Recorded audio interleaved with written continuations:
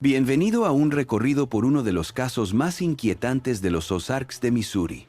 Antes de empezar, deja en los comentarios desde dónde estás escuchando y la hora exacta en que estás escuchando esta narración. Queremos saber qué lugares y en qué momentos del día o de la noche llegan a estar estos relatos documentados. En el invierno de 1912, el periódico Springfield Republican publicó una breve nota sobre un altercado familiar en Taney County, en lo profundo de las montañas Ozark. El artículo, de apenas 3 párrafos, informaba que las autoridades locales habían sido alertadas por la desaparición de una mujer llamada Eliza Whitlock de su remota granja, cerca del White River. El periódico informó que su esposo, Thomas Whitlock, dijo que ella se había ido voluntariamente tras una discusión en casa. El artículo cerró diciendo que no era necesario hacer más investigaciones por el momento. Lo que el periódico no dijo fue que este pequeño informe sería el comienzo de uno de los casos más inquietantes de la historia de Ozark, uno que quedaría en gran medida sin documentar durante años. La propiedad de los Whitlock se encontraba en 40 acres de colinas rocosas cerca del pueblo de Walnut Shade, a unas 15 millas al sur de Forsyth, la sede del condado de Taney. La granja era una casa de madera de 2 pisos, un pequeño granero y algunos cobertizos. Según los registros del condado de 1908, Thomas Whitlock había comprado la propiedad tras mudarse de Springfield, donde había trabajado como empleado en Hear's Department Store. A Thomas se le describe en estos documentos como un hombre reservado y peculiar. Su esposa, Eliza, antes Eliza Crawford, había sido maestra de escuela en el condado de Christian antes de casarse en 1905. Tuvieron 2 hijos. Edward, de 6 años en 1912, y Mary, de 4. Los vecinos luego recordaron a los Whitlock como una familia reservada que no participaba en actividades comunitarias. Thomas iría a veces a Forsyth o Branson por provisiones, pero Eliza rara vez salía de sus tierras después de su primer año. La soledad no era extraña en la región, donde las casas más cercanas podían encontrarse a millas de distancia, ocultas entre robles, pinos, riscos calizos y hondonadas. Los Ozarks siempre habían sido un lugar donde la gente venía a perderse, a escapar de la ley, de las deudas, de la sociedad. Según Joseph Miller, cuya familia poseía la tierra al este, los Whitlock parecían felices en sus primeros años en la granja. Miller, entrevistado en 1952 por un investigador de la Missouri Historical Society, recordó que Thomas era celoso con sus límites de tierra y se mantenía en gran medida solo, pero asentía con la cabeza si se encontraban. La Missus era aún más reservada, pero los niños parecían sanos y bien vestidos. Miller added that in the autumn of 1901, about 6 months before Eliza's disappearance, Thomas began making changes to the property, digging what seemed to be a new root cellar behind the house and reinforcing the doors with extra locks. La última vez que alguien fuera de la familia vio a Eliza Whitlock con vida fue en noviembre de 1901, cuando Harriet Bowman, una partera de Walnut Shade, llegó a la granja después de que le avisaran de que Eliza estaba enferma. En una declaración jurada ante el sheriff del condado de Taney en abril de 1912, Bowman dijo que encontró a Eliza pálida, distante y nerviosa, pero sin nada que pareciera estar mal en ella. Según Bowman, la casa estaba extrañamente fría a pesar del fuego, y Thomas se quedó en la habitación durante toda su visita, respondiendo a la mayoría de las preguntas que tenía para su esposa. Cuando Bowman dijo que Eliza debería ver a un médico en Forsyth, Thomas supuestamente respondió que la familia no podía pagarlo y que su esposa mejoraría con descanso. Los registros del condado muestran que Thomas Whitlock había estado retirando fondos de la pequeña cuenta de ahorros familiar en el Taney County Bank durante todo el otoño de 1901. Según los registros bancarios del condado, que todavía se conservan en los archivos del condado, Thomas retiró casi la mitad de los ahorros familiares entre septiembre y diciembre de ese año. El gerente del banco, Harold Winters, recordaría más tarde que Thomas había dicho que estaba sacando el dinero para arreglar la casa y prepararla para el invierno. Tales such as this were common for homesteaders stocking up for the Ozark winter, but this seemed like a lot for a family of the Whitlock's stature. El invierno de 1911 a 1912 fue brutal en los Ozarks. Las nevadas de diciembre y enero dejaron incomunicadas durante semanas a muchas cabañas aisladas, y no era raro que sus moradores no tuvieran noticias del exterior hasta principios de la primavera. Según los registros climáticos del Springfield Weather Bureau, las temperaturas de febrero de 1912 cayeron cerca de 0 grados en varias ocasiones, y la nieve permaneció en el suelo hasta mediados de marzo. El aislamiento de estas condiciones meteorológicas hacía que cualquier actividad extraña pasara desapercibida para los vecinos durante días. Fue en este período de aislamiento, entre finales de febrero y principios de marzo de 1912, que Eliza Whitlock dejó a su familia. Nunca se supo la fecha exacta en que desapareció. Thomas Whitlock first alluded to his wife's disappearance to Joseph Miller in late March, when Miller met him on the road to Forsyth. Según Miller 1952, cuando Thomas dijo simplemente, «La señora se ha ido», y nada más. Miller, acostumbrado a la reserva de sus vecinos, no preguntó. Los archivos de la tienda general de Forsyth revelan que las compras de Thomas Whitlock dieron un giro a principios de marzo de 1912. Los libros de la tienda muestran que el 4 de marzo compró una gran cantidad de alimentos enlatados, café y petróleo para lámparas suficiente para abastecer a una familia durante semanas sin tener que volver al pueblo. El propietario de la tienda, Jeremiah Collins, anotó en su diario que se encontró entre sus pertenencias tras su muerte en 1938, que en esta visita Thomas parecía tenso y reacio a participar en las habituales bromas. Collins informó que preguntó por la salud de Whitlock, a lo que Thomas respondió secamente, «Ella no es asunto mío». El asunto podría haber permanecido en privado si no fuera por la hermana de Eliza, Catherine Crawford, que vivía en Springfield y no había tenido noticias de Eliza desde el otoño anterior. Según la correspondencia archivada en la Taney County Historical Society, Catherine le escribió al cartero de Walnut Shade a principios de abril de 1912, preguntando por su hermana. Cuando el cartero le dijo que Eliza había abandonado a su familia, Catherine fue a Taney County y le pidió al sheriff James Harmon que investigara. El diario de Catherine Crawford, donado a los archivos estatales de Missouri por su nieta en 1961, revela sus preocupaciones por su hermana. En una entrada del 10 de abril de 1912, Catherine anotó, «No creo que Eliza abandonaría a sus hijos. Desde que se casó con Thomas, sus cartas eran cada vez más esporádicas y cautelosas.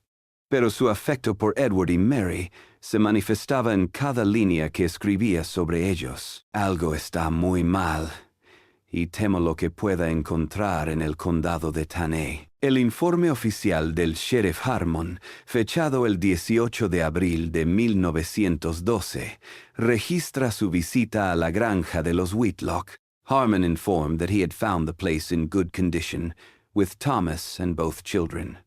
Los niños parecían bien alimentados y vestidos, aunque ambos estaban inusualmente callados cuando los visitó Harmon. Thomas insisted that Eliza had left of her own accord, tras quejarse de su vida aislada, y con una pequeña maleta de efectos personales. Dijo que no sabía dónde había ido, que podría haber vuelto con su familia en Springfield, aunque Catherine dijo que su hermana no había llamado a sus familiares. El informe de Harmon proporciona una descripción corta de su inspección de la casa, la cual no mostró signos de lucha. Observó que faltaba la ropa y las pertenencias de Eliza en las gavetas del dormitorio, lo que respaldaba la afirmación de Thomas de que había hecho sus maletas antes de irse. El sheriff determinó que no había suficiente evidencia de juego sucio y que Eliza era una adulta y podía irse si así lo deseaba. Con la aceptación a regañadientes de Catherine Crawford de esta conclusión,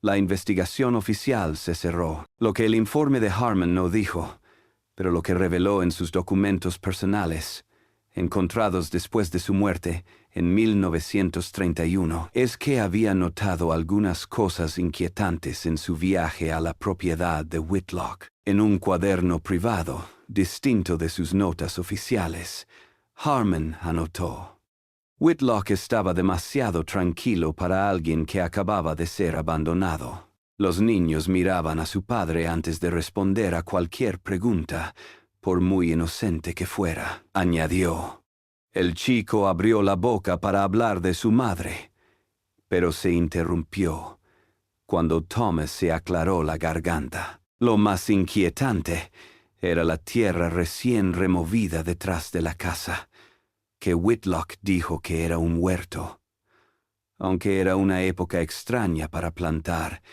y tenía más la forma de una zanja que de un huerto. La nota privada de Harmon indica que sospechaba de Thomas Whitlock, pero no tenía nada en qué basarse para ir tras él. El sheriff escribió: sin cuerpo, sin testigo, no hay crimen que investigar. Throw. Las preocupaciones de Crawford son comprensibles, pero no son evidencia. En estas montañas la gente se mete en sus asuntos familiares y el condado no tiene dinero para andar investigando sospechas. Esta renuencia a actuar sin pruebas definitivas era típica de la aplicación de la ley y las costumbres rurales de principios del siglo XX en Missouri. Catherine Crawford regresó a Springfield tras reunirse con el sheriff Harmon, pero la incertidumbre sobre el destino de su hermana persistía. Según su diario, intentó comunicarse con su sobrina y su sobrino a través de cartas y pequeños obsequios, pero solo recibió respuestas cortas y formales de Thomas. En junio de 1912, regresó a Taney County y nuevamente intentó ver a los niños, pero Thomas la rechazó, diciéndole que su presencia alteraba la rutina del hogar. La última entrada de Catherine en su diario sobre el tema, fechada el 3 de julio de 1912, dice: temo haberle fallado a Eliza. Sin evidencia, sin orden judicial, no puedo entrar en la casa de Thomas. No puedo llevarme a los niños.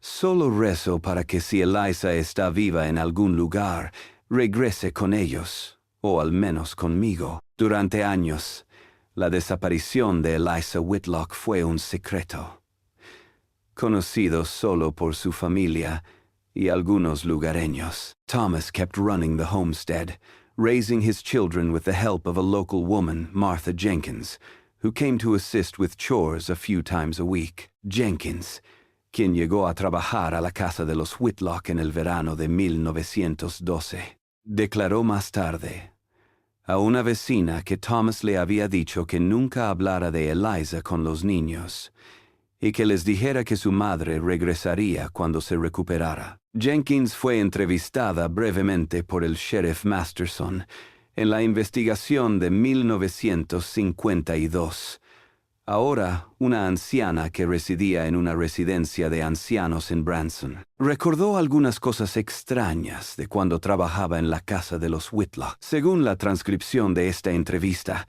guardada en los archivos del condado, Jenkins dijo que Thomas le había dado reglas sobre dónde no debía ir en la propiedad. No dejaba que nadie se acercara a la raíz celar que había construido, dijo.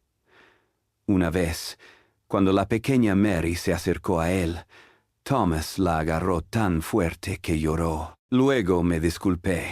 Dije que había herramientas peligrosas allí que podrían lastimar a los niños. Jenkins también dijo que Thomas a menudo tenía insomnio y caminaba por la casa por la noche. En más de una ocasión, ella lo encontró por la mañana sentado a la mesa de la cocina, como si hubiera estado despierto toda la noche, balbuceando cosas sobre vigilancia y mantener las barreras. Jenkins reconoció que eran comportamientos preocupantes, pero los atribuyó al estrés de criar sola a 2 hijos.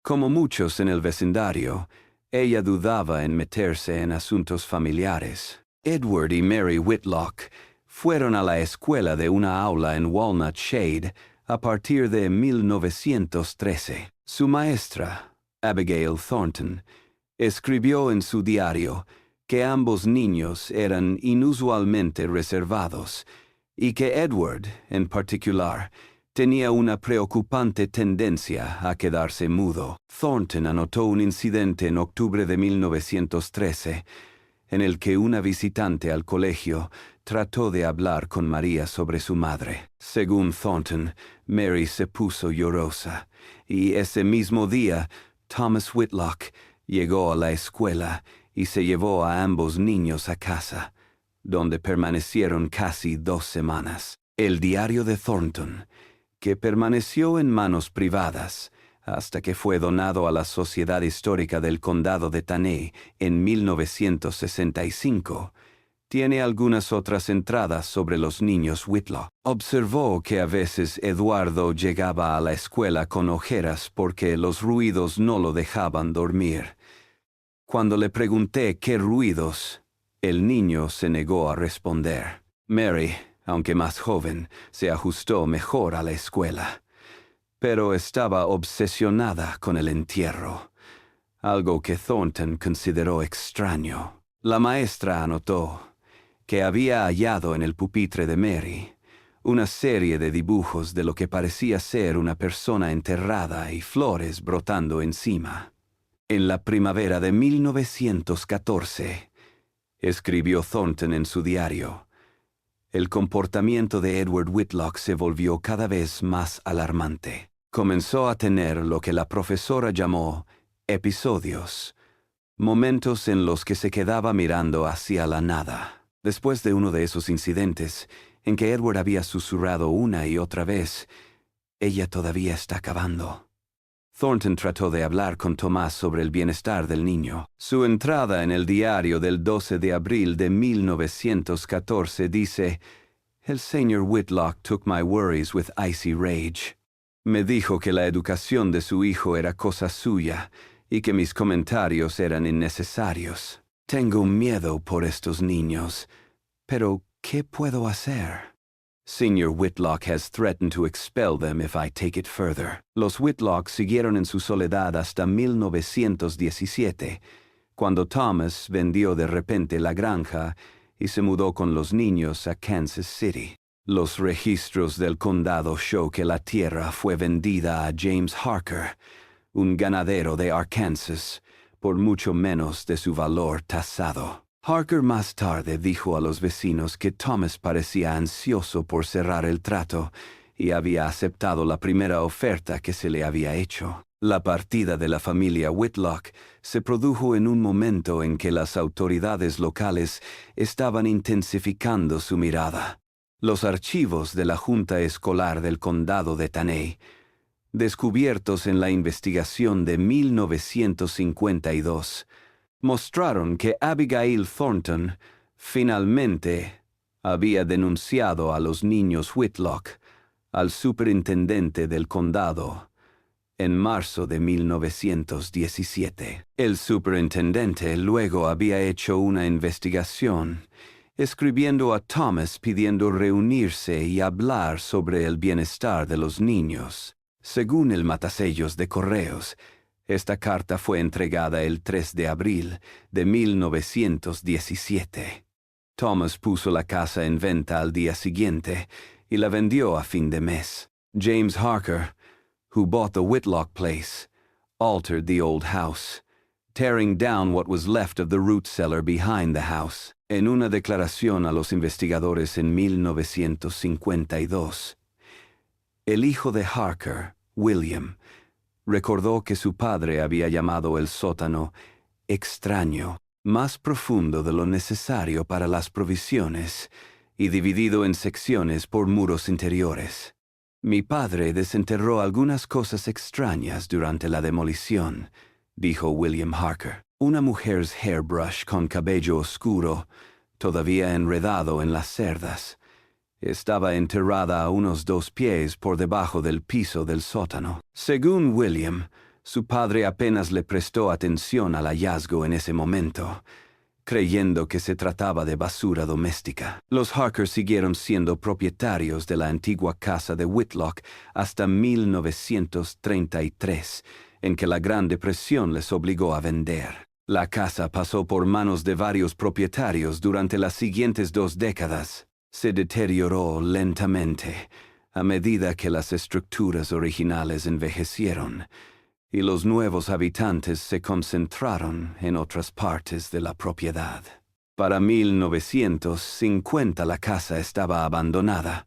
Los adolescentes del lugar a veces se reunían allí y corrían rumores de que la casa estaba embrujada por una mujer que lloraba, que se podía escuchar en noches tranquilas. Durante las siguientes décadas, la desaparición de Eliza Whitlock se desvaneció de la memoria local. La partida de la familia, la Primera Guerra Mundial y la gripe española dejaron el asunto en el olvido. Podría haberse quedado allí para siempre si no hubiera sido por un descubrimiento realizado en 1952, cuando la antigua propiedad de Whitlock, ahora abandonada y cubierta de maleza, fue comprada por Walter y Ruth Simmons, una pareja de St. Louis II, designing un pabellón de caza. Según un informe presentado a la oficina del sheriff del condado de Taney el 12 de junio de 1952, los Simmons estaban despejando maleza detrás de la casa en ruinas cuando descubrieron lo que parecía ser la entrada derrumbada de una antigua bodega o sótano. Al examinarlo más de cerca, se dieron cuenta de que había un pequeño libro encuadernado en cuero, encajado entre 2 de los bloques de piedra que habían servido de cimientos para la bodega. El libro, muy deteriorado por el agua y el tiempo, resultó ser un diario personal de Eliza Whitlock, que abarca desde enero de 1910 hasta febrero de 1912. Ruth Simmons, who first found the diary, later told the Springfield News Leader what she thought when she first saw the book. Las páginas estaban pegadas y gran parte de la tinta se había corrido, pero aún se podía ver la escritura en algunas partes. Lo que me llamó la atención de entrada fue cómo había cambiado la letra del autor con el tiempo. Las primeras entradas eran limpias y controladas. Las últimas se volvieron erráticas, como si alguien estuviera escribiendo apresuradamente en estado de agitación o miedo. El hallazgo del diario reabrió la investigación por el sheriff William Masterson. Lo que el diario, parcialmente legible a pesar del daño, reveló fue una historia inquietante de los últimos años de vida de Eliza Whitlock. Las anotaciones, que comenzaron como simples registros de la vida cotidiana en el campo, pronto reflejaron la creciente preocupación de Eliza por el comportamiento de su esposo. En una entrada de diario del 14 de agosto de 1901, anotó: T. espía. Dice que la casa no es segura. Habla de peligros que no puedo ver. Cuando propuse ir a ver a mi hermana, su rostro se transformó de una manera que no puedo explicar. Otra entrada del 3 de octubre de 1901 decía: los niños tienen prohibido salir del patio ahora. T. ha cerrado con clavos la ventana de nuestra habitación. Dice que es para el frío, pero aún no ha llegado la primera helada. Las entradas más alarmantes del diario comenzaron en noviembre de 1901, cuando llegó de visita Harriet Bowman. Eliza wrote, "The midwife came today. Abrí la boca para hablar, pero no podía con él ahí, escuchando todo. Cuando se fue, T dijo, nadie más volverá a poner un pie en nuestra casa. Dice que traen suciedad de la ciudad. En diciembre anotó, la nueva habitación debajo de la casa está casi terminada. Te lo trabaja cuando cree que estoy dormida. Lo llama santuario, pero parece una tumba. Una entrada especialmente inquietante del 8 de enero de 1912 dice, esta mañana encontré a Edward de pie frente a la puerta del sótano, mirándola fijamente. Le pregunté qué hacía, y respondió, papá dice que todos vamos a dormir allí pronto, cuando llegue el momento. Cuando le pregunté a T sobre esto, se puso furioso, diciendo que estaba poniendo a los niños en su contra. No me dejó sola en todo el día. En enero, las entradas de Eliza se acortaron. El 23 de enero, ella escribió, tónico, él lo prepara cada noche. Me deja aturdido al día siguiente. Lo empecé a verter en su maceta cuando él no está. No, la planta murió en cuestión de días. Otra entrada del 2 de febrero dice, debo sacar a los niños de aquí. ¿Pero cómo? La nieve es espesa y estamos a kilómetros del pueblo. Te ha escondido mis botas y mi abrigo. Dice que es para que no me enferme, pero sé la verdad. La última entrada legible, del 17 de febrero de 1912, constaba de tan solo 3 palabras. Encontró estas páginas esta noche. Su furia era aterradora. Los niños están encerrados en su habitación. Le oigo cavando de nuevo. Según el diario, el sheriff Masterson hizo que cavaran en el lugar donde había estado la raíz celar. El 18 de junio de 1952, los investigadores descubrieron restos humanos que luego fueron identificados por registros dentales como los de Eliza Whitlock. El examen médico reveló que había recibido un golpe en el cráneo antes de ser enterrada. La forma en que fueron encontrados sus restos indicó que había sido arrojada de cara en una tumba poco profunda, con las manos atadas a la espalda con alambre. PD. Doctor, el médico forense que realizó la autopsia en el cuerpo de Eliza, Lawrence Wilson, dejó algunas notas más en su informe. Wilson calculó que Eliza tenía unos 32 años al morir, lo que coincidía con su edad conocida. También descubrí una antigua fractura de su muñeca izquierda que se curó antes de su muerte.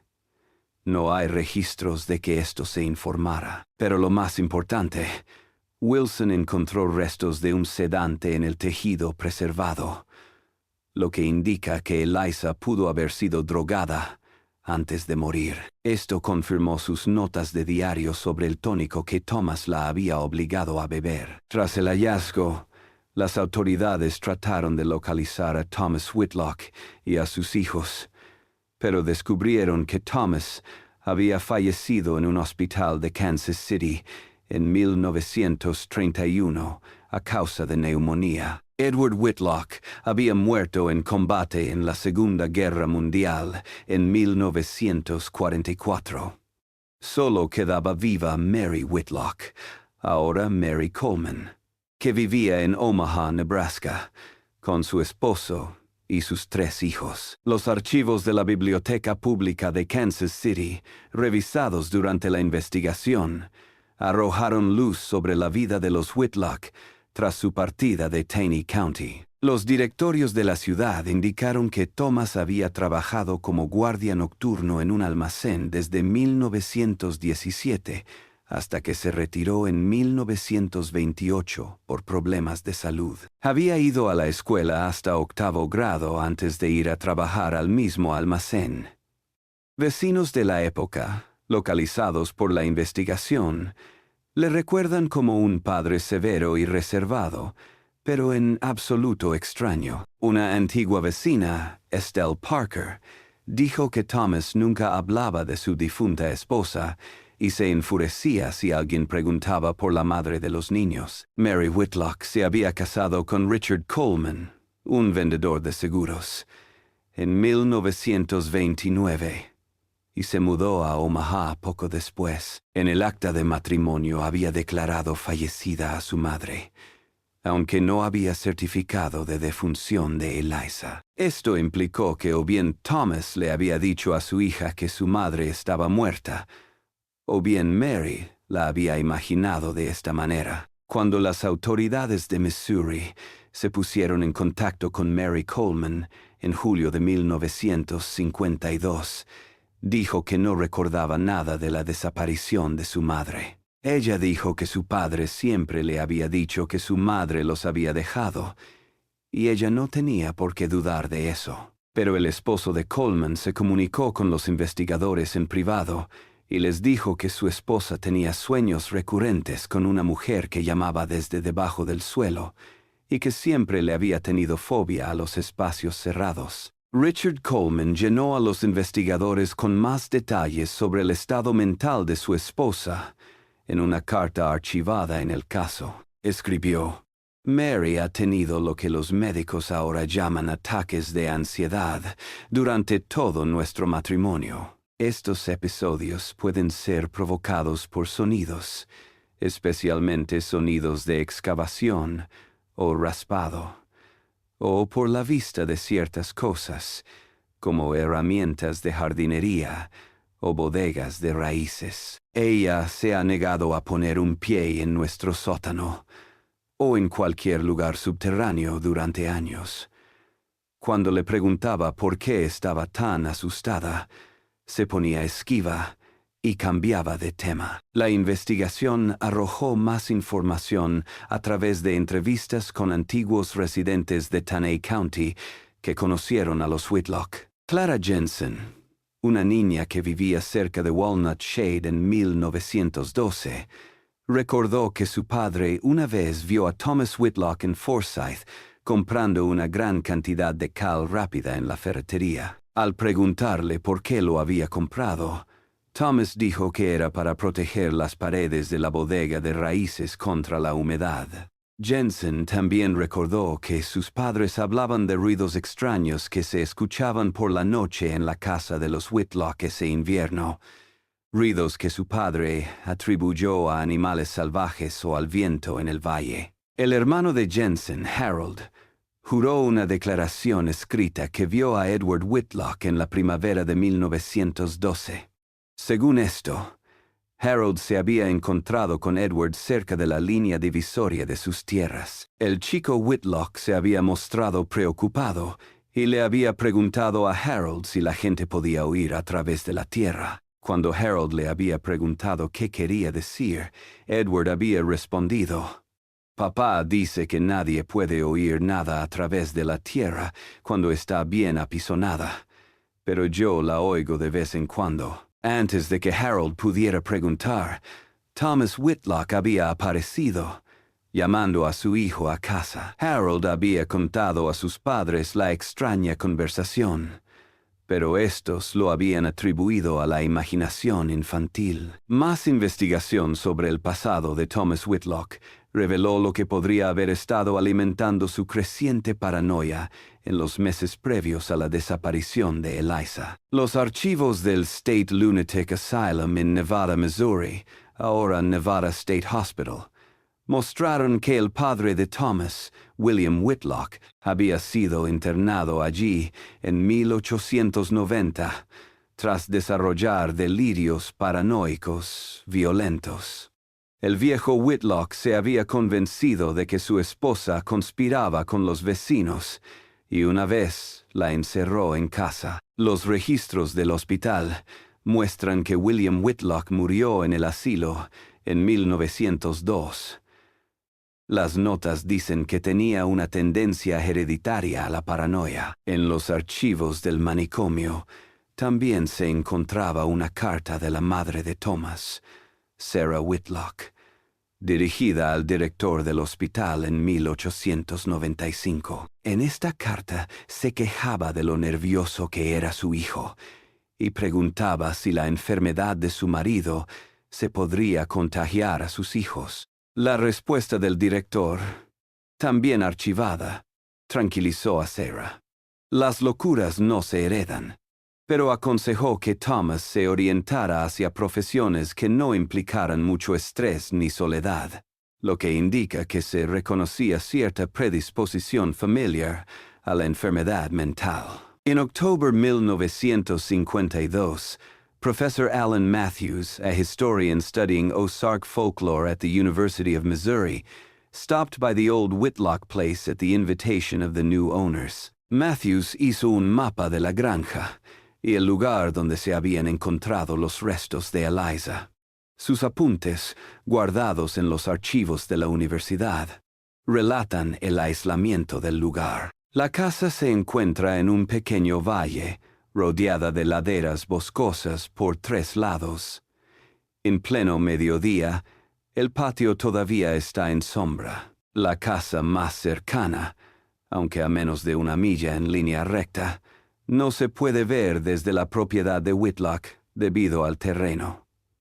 Uno podría gritar aquí y no ser escuchado más allá de estas colinas. Matthews also noted local legends that had grown up around the property in the years after the Whitlocks left. Algunos lugareños de Walnut Shade se mantuvieron alejados, diciendo que los viajeros que pasaban por la granja abandonada por la noche a veces escuchaban a una mujer llorando o a alguien cavando. Tales like este eran comunes en muchas casas abandonadas de los Ozarks.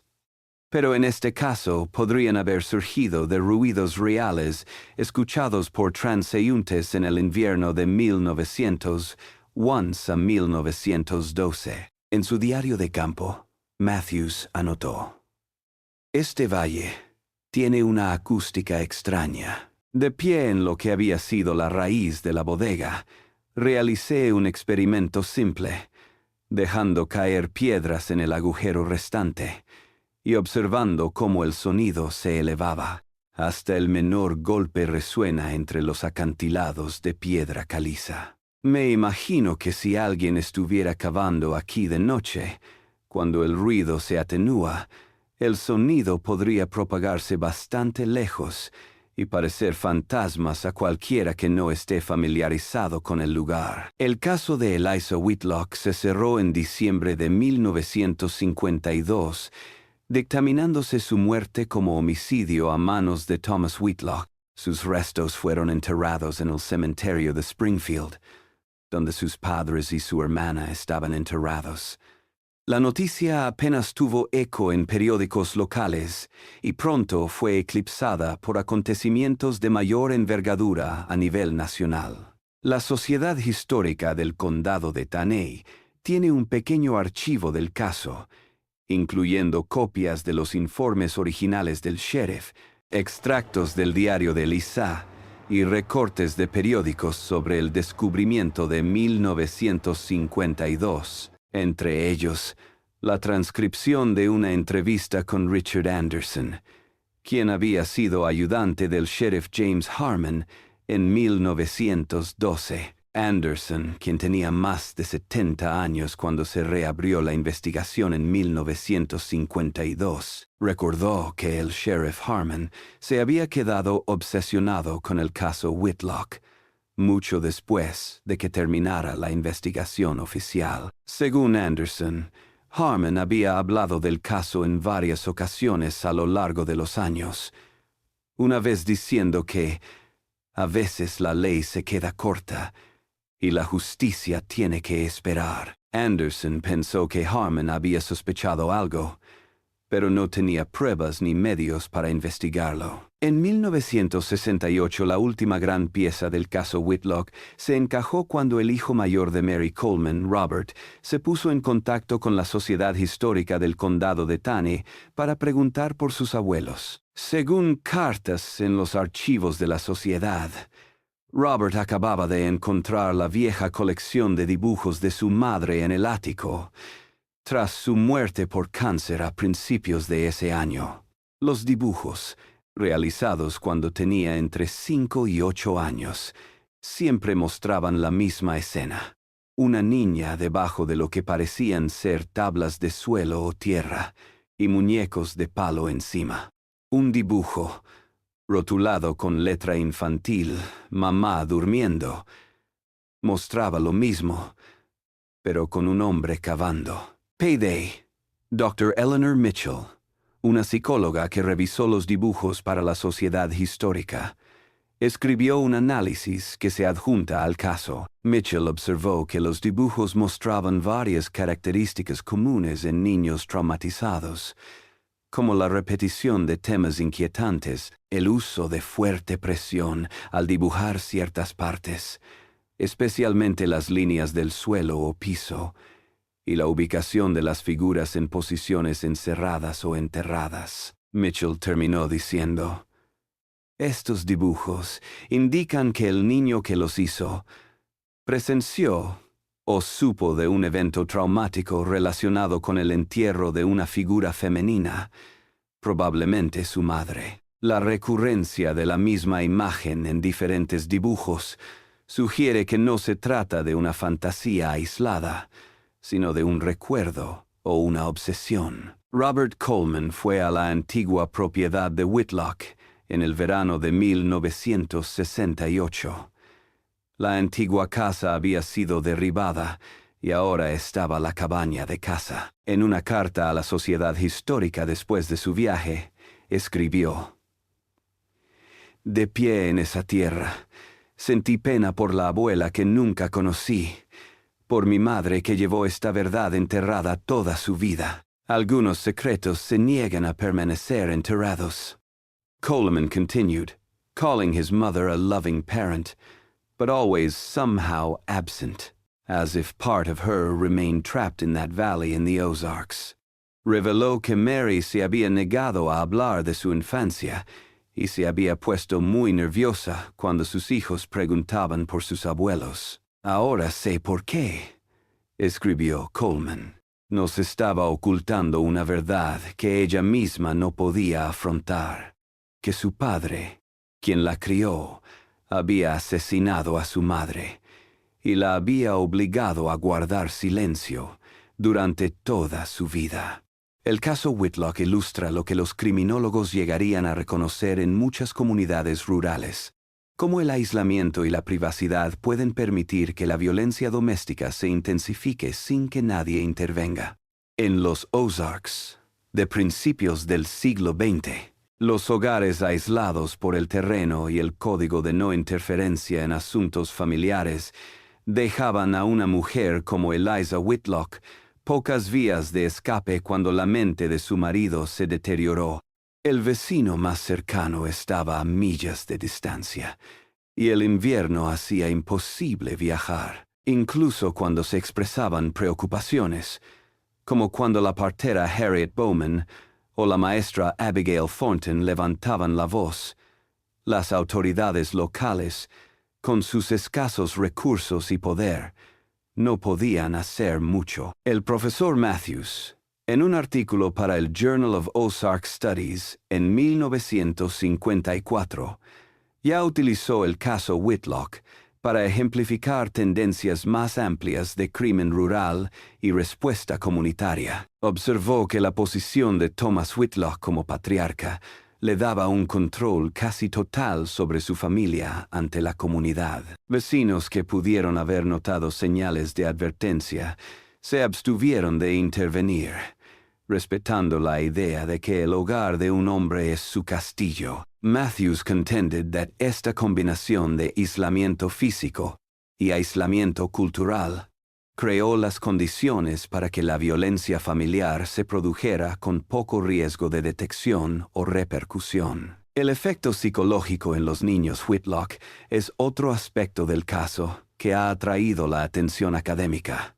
Dr. Mitchell, in her analysis of Mary's drawings, suggested that the young girl had developed a complex coping mechanism to deal with the trauma she had witnessed, rather than facing the unbearable reality of her father's actions. Mitchell wrote, "Mary appears to have compartmentalized the experience, creating a psychological barrier between her conscious awareness and the truth she knew at some level. This fragmentation of memory is a known response to childhood trauma, allowing the individual to function, but at the cost of complete psychological integration. Today, the former Whitlock property is part of a larger recreational area.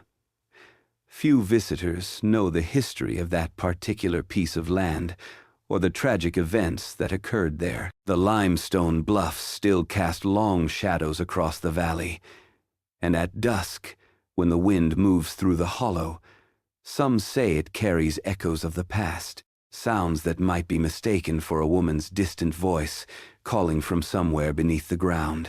What makes the case of Eliza Whitlock particularly disturbing is not just the manner of her death, but the silent complicity that allowed her disappearance to go uninvestigated for so long. In the isolated communities of the early 20th century Ozarks, privacy was highly valued, and interfering in family matters was generally avoided. This cultural tendency toward non-intervention created an environment where someone could effectively vanish with minimal questioning. The diary found in 1952 provides our only window into Eliza's experience during those final months. Her growing fear as her husband's mental state deteriorated, her concern for her children's safety, and her increasing isolation from the outside world. The entries suggest a woman who recognized her danger, but found herself trapped by both physical circumstances and social conventions that offered little protection to wives and mothers. Perhaps most haunting is the legacy of silence that continued long after Eliza's death. Her children, particularly Mary, seem to have buried their memories along with their mother, creating psychological barriers that protected them from confronting the truth.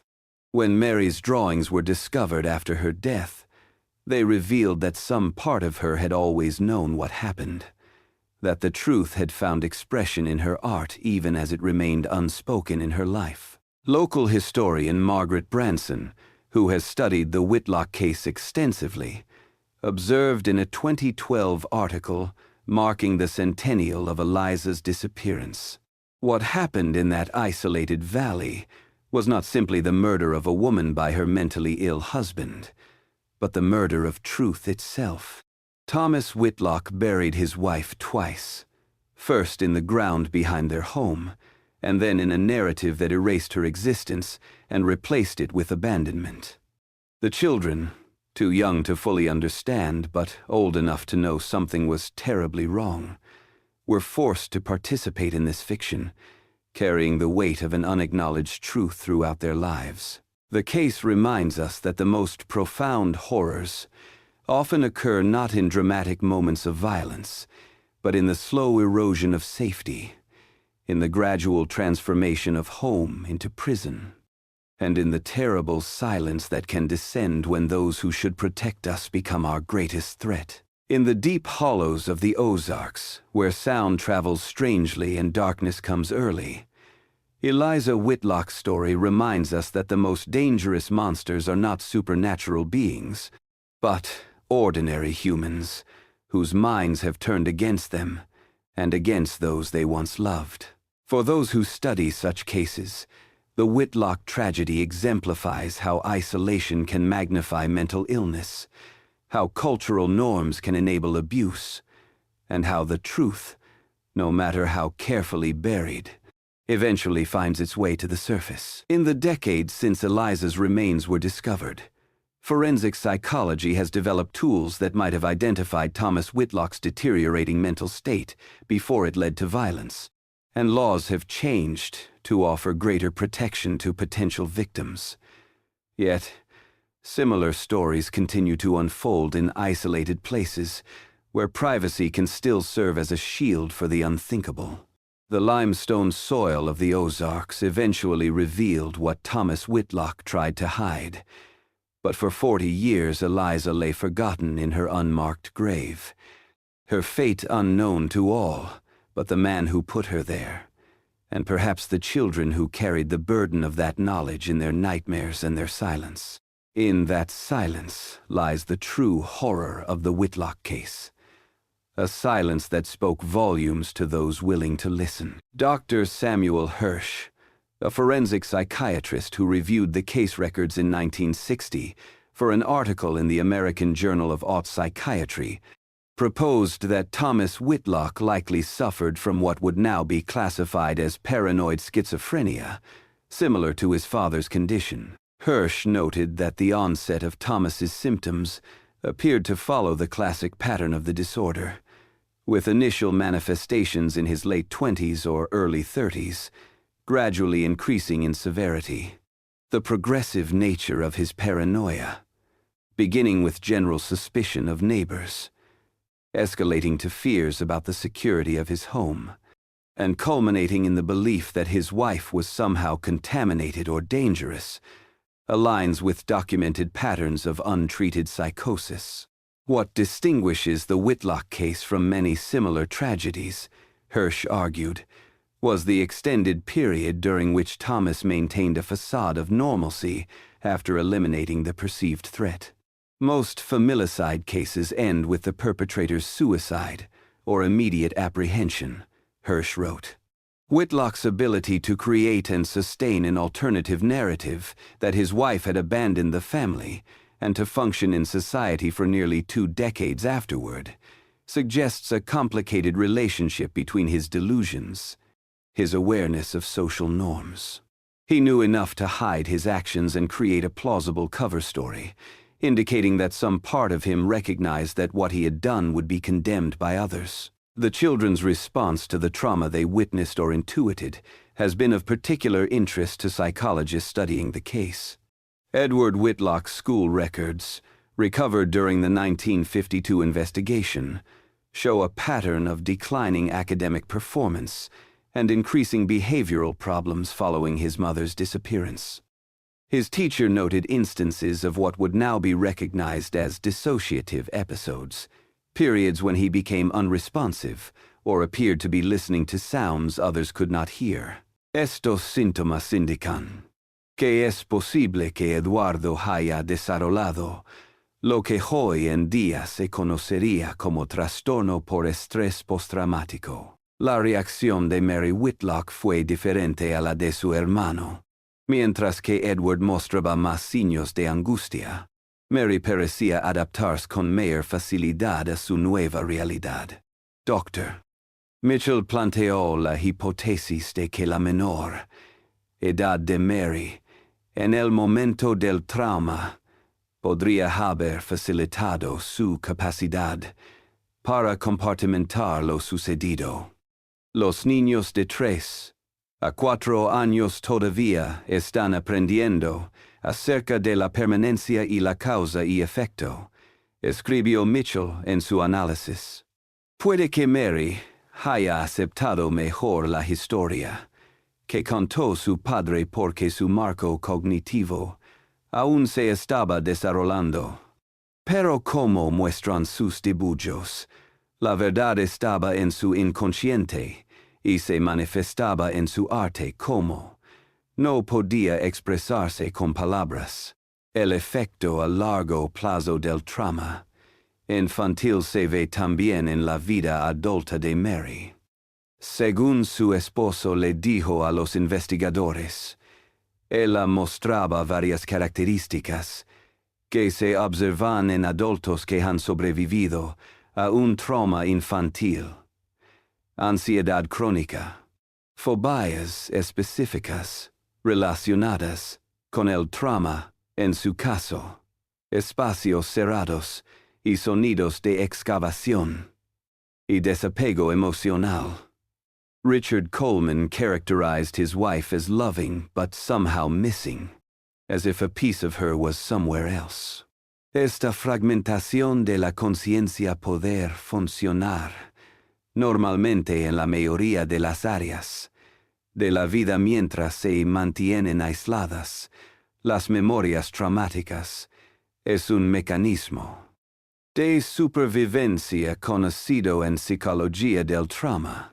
Los efectos transgeneracionales del trauma se insinúan en la forma en que Robert Coleman habla de la forma en que su madre los crió en una carta a la sociedad histórica.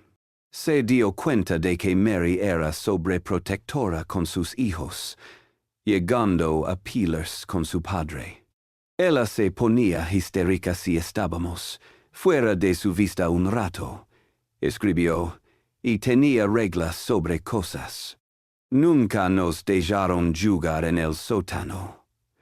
Por ejemplo, ni hacer hoyos en el jardín. Más allá de cierto punto.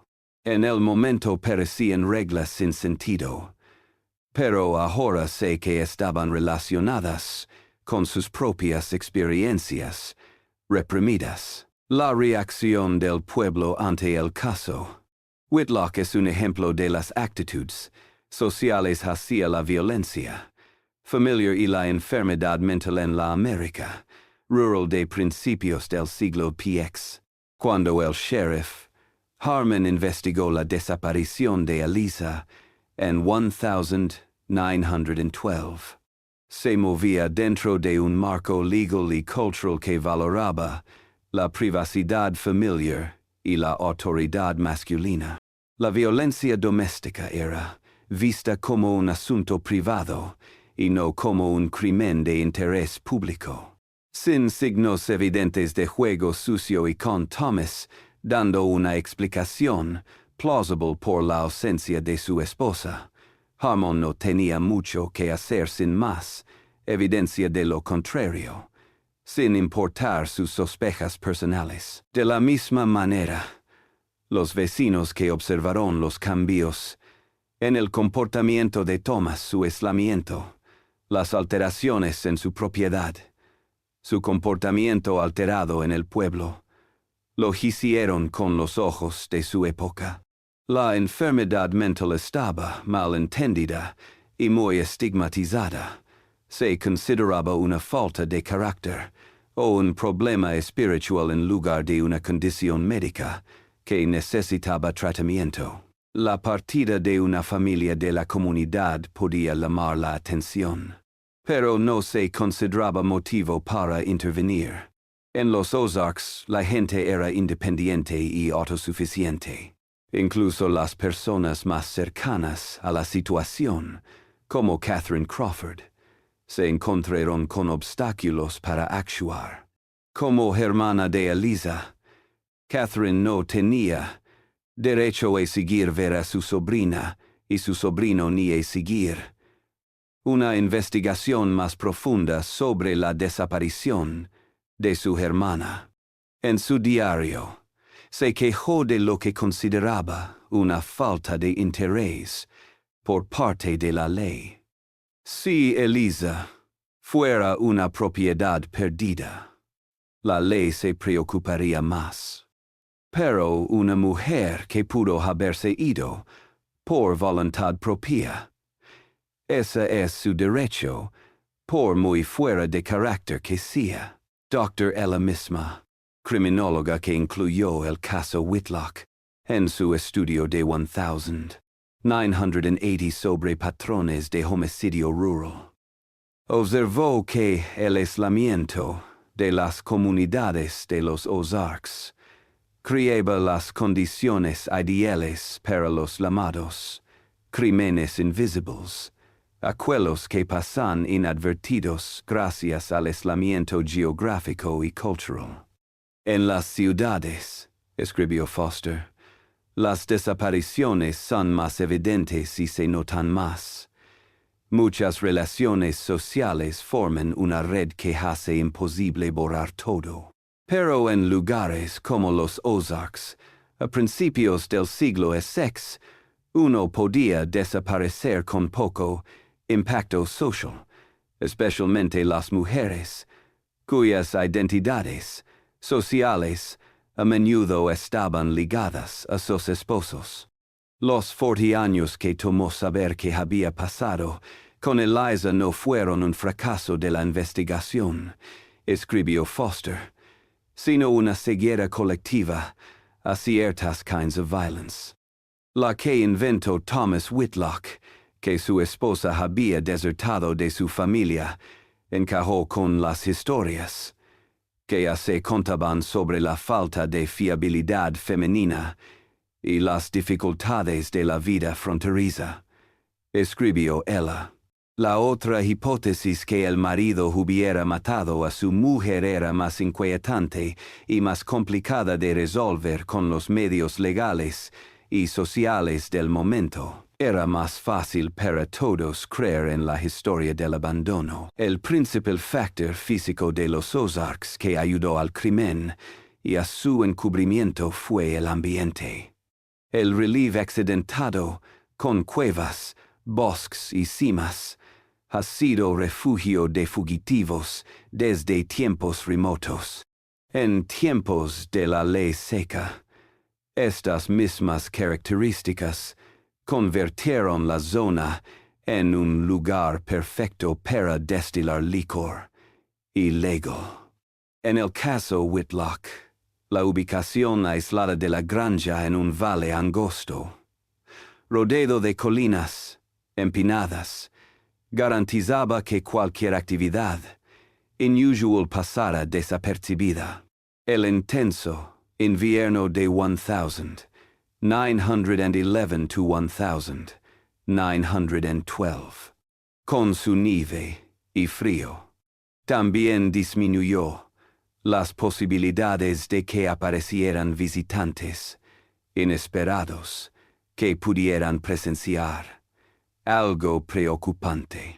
El profesor Matthews, al estudiar la propiedad, observó que el suelo calcáreo de la zona había conservado, por accidente, restos que de otro modo se habrían perdido. El suelo alcalino y el ambiente seco en el interior del derrumbado sótano de raíces preservaron tanto el diario como parte de los restos de Eliza.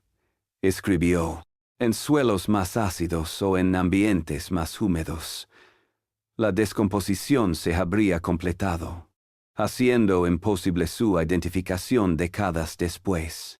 Esta conservación de pruebas finalmente reveló la verdad y resolvió un caso que de otro modo podría haberse perdido en el abismo de las desapariciones sin resolver.